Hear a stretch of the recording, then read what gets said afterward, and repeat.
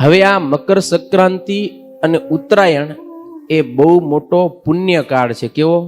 સૌથી મોટો પુણ્યકાળ આપણા શાસ્ત્રોની અંદર મકર સંક્રાંતિનો બતાવ્યો છે.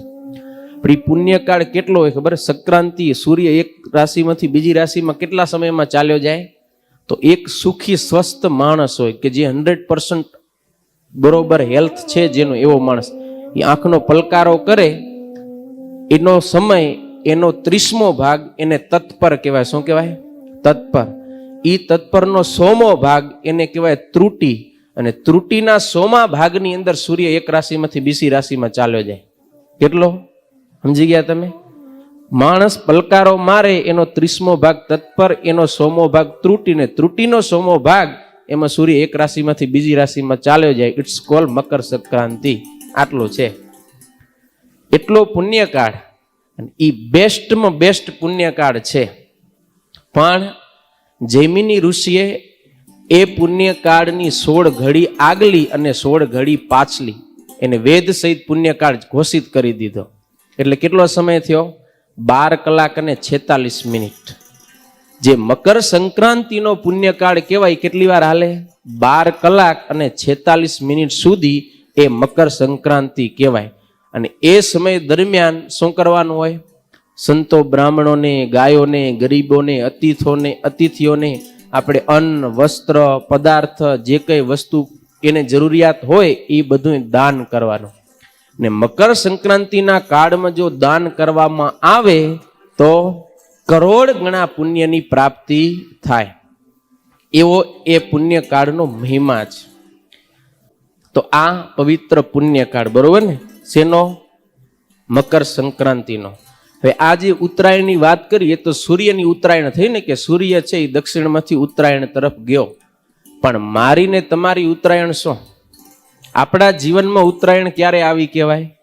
પણ આ ઉત્તરાયણ છે ને એ સૂર્યની ઉત્તરાયણ આપણે ખાલી જાણી, પણ મારા ને તમારા જીવનમાં ઉત્તરાયણ ક્યારે આવે? આપણે પણ દક્ષિણમાંથી ઉત્તરમાં પ્રવેશ કરીએ ત્યારે. તમારી મારી ઉત્તર દક્ષિણ દિશા કઈ? આમ ફર્યો એટલે આ દક્ષિણ, ને આમ ફર્યો એટલે ઉત્તર. એમ કઈ ઉત્તર દક્ષિણ? તમને ખબર હે યમપુરી કઈ દિશામાં આવે? દક્ષિણમાં. અને ભગવાનનું ધામ ઉત્તરમાં. એટલા માટે ઘણી આપણી જે ધાર્મિક વિધિઓ છે એમાં દક્ષિણ દિશાનો નિષેધ કરેલો હશે. આપણે પૂજા કરવા બેસીએ ત્યારે કાં તો પૂર્વ અથવા ઉત્તર, સુવામાં, ખાવામાં, બેસવામાં, દરેક ક્રિયાની અંદર દક્ષિણ દિશાનો નિષેધ છે. શા માટે? કે દક્ષિણ દિશા છે યમપુરીની દિશા છે. અને ભગવાનના ધામની દિશા કઈ છે? ઉત્તર દિશા છે. દક્ષિણ દિશા એ ભોગની દિશા છે અને ભગવાનની દિશા છે ઉત્તર દિશા. દક્ષિણ દિશા છે એ ભૌતિકતાની છે અને ઉત્તર દિશા છે આધ્યાત્મિકતાની છે. દક્ષિણ દિશા એ પ્રેયની દિશા છે અને શ્રેયની દિશા છે એ ઉત્તર દિશા છે. ને અત્યારે હું ને તમે બધા કઈ દિશામાં દોડી રહ્યા? હાવ સાચું કહેજો, કઈ દિશામાં દોડીએ? આ જોજો, એક ભોગ, ભૌતિકતા અને પ્રેય, આ 3 દિશા એક બાજુ, બીજી બાજુ છે ભગવાન, આધ્યાત્મિકતા અને શ્રેય. આપણે કી બાજુ દોડી રહ્યા? અત્યારે આખું જગત એક ભૌતિકવાદ તરફ દોડી રહ્યો છે. તમે જોજો, ધીસ ઇઝ રિયાલિટી. આપણી લાઈફમાં તમને પોતાને અનુભવાય છે. તમે નોકરી કરતા હશો તો તમે કોશિશ કરશો કે હવે મને મારી પોતાની દુકાન થાય. તો તમે નોકરીમાંથી ક્યાં ગતિ કરી? પોતાની દુકાન તરફ. તો એ ભૌતિકતામાં આગળ વધ્યો. પોતાની એક દુકાન થઈ જશે તો શું થશે? હવે બીજી થાય, બીજી થાય તો ત્રીજી થાય, ત્રીજી થાય તો ચોથી થાય. 4 દુકાન થઈ જાય તો હવે ભાડાનું મકાન હતો, હવે પોતાનો ફ્લેટ થાય. ફ્લેટ થઈ જાય તો હવે ફ્લેટમાં એસી આવે, એસી થઈ ગઈ તો હવે ટીવી આવે, ટીવી થઈ ગયું તો હવે ફ્રીજ આવે, એટલું આવી ગયું તો 4 વ્હીલર આવે, આવે તે આવે. આપણે ભૌતિક વાત તરફ આગળ ને આગળ વધતા જઈ છીએ, વધતા જઈ છીએ, વધતા જઈ છીએ. તો એ અત્યારે કી બાજુ ગતિએ? દક્ષિણ દિશામાં. હવે એ બાજુથી પાછા વળી અને જ્યારે ભગવાન તરફ આપણી ગતિ થાય ત્યારે આપણા જીવનમાં ઉત્તરાયણ આવી કહેવાય. હવે એવો વળાંક લાવવાનો છે. જો સ્વામી કીધું બે બાજુ ગાડી થોડી થોડી હાલે. આપણે બહુ ભાગ્યશાળી છીએ કે આપણને આ સત્સંગની પ્રાપ્તિથી આવા સંતોનો યોગ મળ્યો કે એને કારણે એ સંતોના માધ્યમથી પણ આપણે થોડોક વળાંક લઈ અને કમસે કમ ઉત્તર દિશા તરફ એટલે કે ભગવાનના માર્ગે આધ્યાત્મિક માર્ગે થોડાક અગ્રેસર થાય છીએ. પણ ફરીથી આ ભૌતિકવાદ એવો છે ને કે આપણને ખેંચી લ્યો. એટલે આપણી તો આમ બે બાજુથી બરાબરની આમ આવી બની સમજી લ્યો ને. જગતના જીવને નક્કી છે કે એની ગતિ જાય તો દક્ષિણ દિશામાં જાય જ છે. મુક્ત કોઈક હોય તો જીવન મુક્ત, એની ખબર જ હોય કે એની દિશા ઉત્તર દિશામાં જાય જ છે ગતિ. પણ આપણું શું થાય? 1 કિલોમીટર ઉત્તર દિશામાં હાલે અને વરે માયા ખેંચે તો વરે 4 કિલોમીટર હાલી જાય દક્ષિણ દિશામાં. વરે સામી કે ભલા માણસ ભગત તમે વિચાર તો કરો, તો યુટર્ન લેવો, વરે જાય, વરે 2 કિલોમીટર કાપે, વરે એ બાજુ સગા સંબંધી ઘરવાળીની દુકાન ને રૂપિયા ને બધું મને વરે 10 કિલોમીટર ખેંચી જાય. આ ભાગા દોડીમાં આપણે નથી આ બાજુ ગતિ કરતા કે નથી આ બાજુ ગતિ કરતા. પણ સત્સંગ મળ્યો ને આપણને જ્યારે સમજાણું ને મિત્રો, ત્યારે ભલે વ્યવહારિક દ્રષ્ટિએ તમને દુકાનો કરતા જવું પડશે, તમને કમાવું પડશે, બધું કરવું પડશે, પણ અંતે તો આ વાત નિશ્ચિત છે કે આપણે ગતિ તો ઉત્તર દિશામાં જ કરવી પડશે હો. અને હું નથી કહેતો, આપણા બધા શાસ્ત્ર કહે છે અને શાસ્ત્રના આધારે અત્યારે આ 21મી સદીના જે મોટા મોટા વૈજ્ઞાનિકો છે, એક વૈજ્ઞાનિક છે ચાર્લ્સ આઇન્સ્ટાઇન એવું નામ છે. એ વૈજ્ઞાનિકે કીધું કે અત્યારે માણસો ભૌતિકતા તરફ આગળ વધે છે. એક દિવસ એવો આવશે ત્યારે માણસોને રિયલાઇઝ થશે ને ખબર પડશે કે આ ભૌતિકતા અમને કંઈ પણ સુખ આપી શકશે નહીં. ત્યારે એ જગત આખું પાછું વળશે. ત્યારે હરેક વૈજ્ઞાનિકની પ્રયોગશાળાની અંદર ઈશ્વરની પ્રાર્થના થશે. અને અત્યાર સુધી હજી જે વૈજ્ઞાનિકો આધ્યાત્મિક શક્તિને સ્પર્શ્યા નથી એ આધ્યાત્મિકતાને સ્પર્શશે.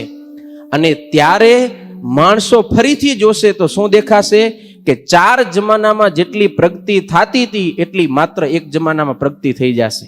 અને આ થયા પછી માણસ છે ને એ સુખીઓ થશે. ક્યારે?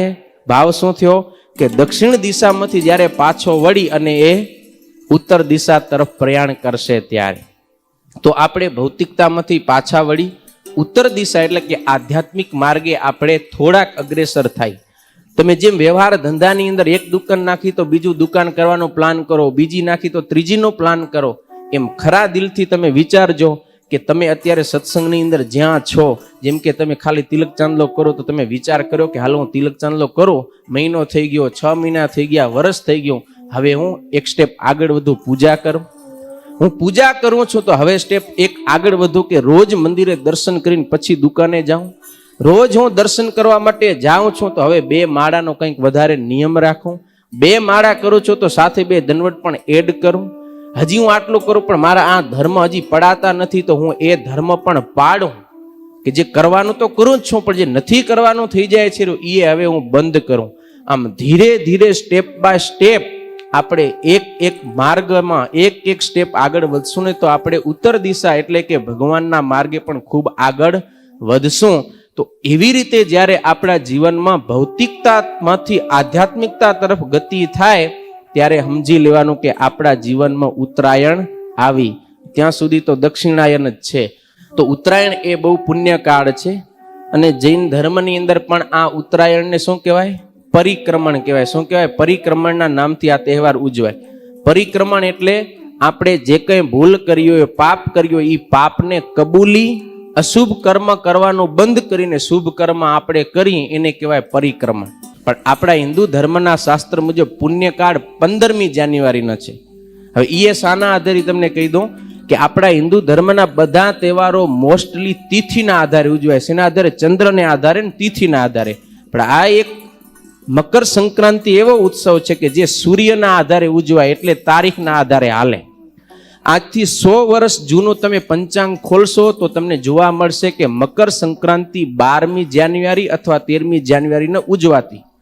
પછીના સમયથી 14મી જાન્યુઆરીના તમારા મારા બધાના પિરિયડમાં આપણે 14મી જાન્યુઆરીના મકર સંક્રાંતિ ઉજવી છે. અને છેલ્લા 4 થી 5 વર્ષથી મકર સંક્રાંતિ પાછળ ગઈ અને 15મી જાન્યુઆરીના આવી છે. અને એ જ વસ્તુ હજી આગળ જતા 16મી જાન્યુઆરી, 17મી જાન્યુઆરી એ પ્રમાણે એક દિવસ પાછો હટતો જાશે. બરોબર ને? તો આ રીતે આ પુણ્યકાળ છે એની અંદર તમને જે કંઈ સારું કર્મ કરવું હોય એ તમે કરી શકો. તો એ પુણ્યકાળ પરમ દિવસે હું પરિક્રમણની વાત કરતો હતો કે આપણે કંઈ ગુના થઈ ગયા હોય તો ભગવાન કે સંતોની આગળ જઈ પાપ કબૂલી અને હવેથી આપણે એવા અશુભ કર્મ ન કરી અને શુભ કર્મ કરી એવો જીવનની અંદર વળાંક ચોક્કસ લાવી શકીએ. અને આ સંતોની આગળ જઈને આપણે વળાંક લેશું ને તો આ સંતો ફરીથી ક્યારે જીવનમાં દક્ષિણાયન નહીં આવવા દે.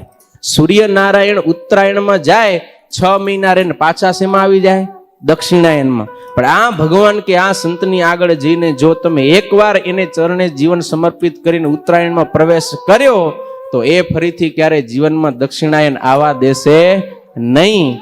પણ તમારે એક વખત એને ચરણે સમર્પિત થઈને ઉત્તરાયણમાં પ્રવેશ કરવો જોઈએ.